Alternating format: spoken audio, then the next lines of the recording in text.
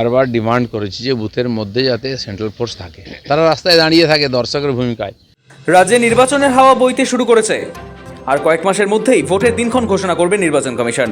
আর তার ঠিক আগেই দীর্ঘ 6 মাসের শীত ঘুম থেকে বেরিয়ে এবার কেন্দ্রীয় বাহিনী মোতায়েন করা নিয়ে বড় মন্তব্য করে দিলেন দিলীপ ঘোষ।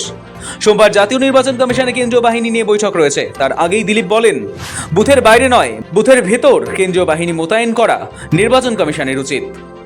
বিজেপি নেতার এই দাবিকে কেন্দ্র করে ইতিমধ্যে জল্পনা তুঙ্গে রাজ্য রাজনীতিতে। আমরা বারবার ডিমান্ড করেছি যে বুথের মধ্যে যাতে সেন্ট্রাল ফোর্স থাকে, তারা রাস্তায় দাঁড়িয়ে থাকে দর্শকের ভূমিকায়। যত সংখ্যায় দিন কোনো লাভ হয় না, আসল লুটপাট তো ভেতরে হয়। শনিবার ইকো পার্কে প্রাতঃভ্রমণের পর সাংবাদিকদের মুখোমুখি হয়ে কেন্দ্রীয় বাহিনী নিয়ে মুখ খুললেন দিলীপ ঘোষ।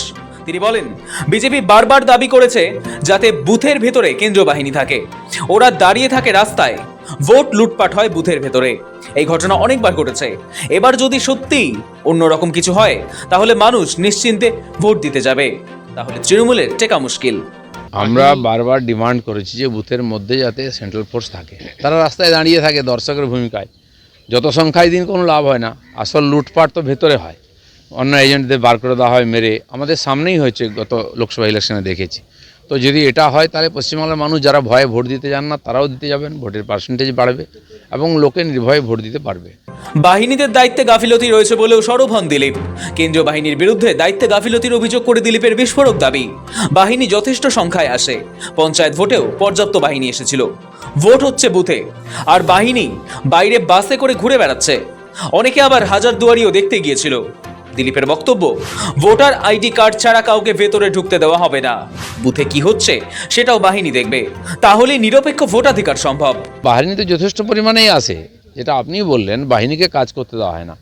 আমরা দেখেছি পঞ্চায়েত ইলেকশনের সময়ও বাহিনী এসেছিল, ভোট হচ্ছে কেন্দ্রে, আর ওরা বাসে করে ঘুরে বেড়াচ্ছে এদিক থেকে ওদিক, হাজারদুয়ারিও দেখতে যায়। তা আমাদের বারবার বক্তব্য ছিল যে তাদেরকে ঠিকঠাক ডিপ্লয় করা হচ্ছে, আই কার্ড ছাড়া ভিতরে ঢুকতে দেবে না, আই কার্ড চেক করবে, আই কার্ড ঠিক কিনা দেখবে, এবং ভেতরে কোনো গণ্ডগোল হচ্ছে কিনা সেটাও দেখার তাদেরকে সুযোগ দিতে হবে, তখন গিয়ে ভোটটা নিরপেক্ষ সম্ভব। সোমবারই জাতীয় নির্বাচন কমিশনে কেন্দ্রীয় বাহিনী নিয়ে বৈঠক। তার আগে ভোটমুখী বাংলায় দিলীপের এই দাবি যে যথেষ্ট তাৎপর্যপূর্ণ সে বিষয়ে কোনো সন্দেহ নেই। তাহলে কি এবারের নির্বাচন কেন্দ্রীয় বাহিনীর ঘেরাটোপে হবে, উঠছে সেই প্রশ্ন। যদিও শাসক শিবিরের কেউ দিলীপের দাবিকে গুরুত্ব দিতে চান না। তৃণমূল বলছে, শুধু কেন্দ্রীয় বাহিনী কেন, অন্য যে কোনো জায়গায় বাহিনী নিরাপত্তায় ভোট হলেও কিছু হবে না, কারণ জনসমর্থন সঙ্গে রয়েছে তৃণমূলের। হেরেছেন কেন দুর্গাপুরে? ফলে মানুষের উপর ভরসা করুন, বাংলার মানুষের অধিকারটাকে গুরুত্ব দিন। কেন্দ্রীয় বাহিনী ভোট করবে না, ভোট ভোটাররাই দেবে, মানুষের নজর ঘুরিয়ে কোনো লাভ নেই। দুদিন অমিত শাহ ডেকেছেন, বা দুদিন অনেক দিন পরে পার্টির মধ্যে জায়গা পেয়েছেন, তার মানে আবার সব অবাস্তব কথাবার্তা শুরু হয়ে যাবে, কি হয়? তবে এটাও একটা বিজেপি, মানে দিলীপবাবুকে নিয়ে ওদের গোষ্ঠীবাজি আছে, এবং প্রকাশ্য গোষ্ঠীবাজি। কিন্তু সেটা করতে গিয়ে দিলীপবাবু এবং রিঙ্কু বৌদিকে যে কুৎসিত ভাষায় বিজেপির অন্য নেতারা বা তাদের অনুগামীরা সব আক্রমণ করেছেন, এটা দিলীপবাবুর ক্ষমা করা উচিত নয়। গত কয়েকটি নির্বাচনে বাংলায় তেমন করে থাবা বসাতে পারেনি গেরুয়া শিবির, তাই এবারের নির্বাচনকে পাখির চোখ করে রণযুদ্ধে নেমে পড়েছেন বিজেপির সমস্ত ছোট বড় নেতারা। এবারের ভোট তাদের কাছে বড় চ্যালেঞ্জ। বারবার জনসভার মঞ্চ থেকে 26-এর প্রেস্টিজ ফাইটের কথা দলীয় কর্মীদের মনে করিয়ে দিচ্ছেন বিজেপি নেতারা। সেই সঙ্গেই দিল্লির নির্দেশে একটু একটু করে শুরু হয়েছে ঘর গোছানোর ছক। এই অবস্থায় 26-এর ভোট বৈতরণী পার করতে দিলীপ ঘোষকে ফের ফ্রন্টে নিয়ে এসেছে দিল্লির বিজেপি শিবির। আর শাহী টনিকে চাঙ্গা হয়েই তৃণমূলকে নিশানা করেছেন দিলীপ ঘোষ।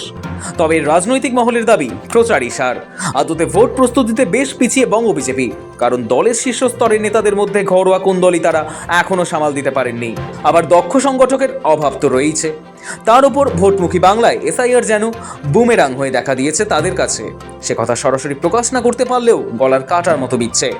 এই পরিস্থিতিতে তাই কোনো রকমে ভোট বৈতরণী পার করতে আবার গেরুয়া শিবির কেন্দ্রীয় বাহিনী নিয়ে সুর চড়াতে শুরু করেছে। সৌভিক সান্যালের রিপোর্ট, সময় কলকাতা।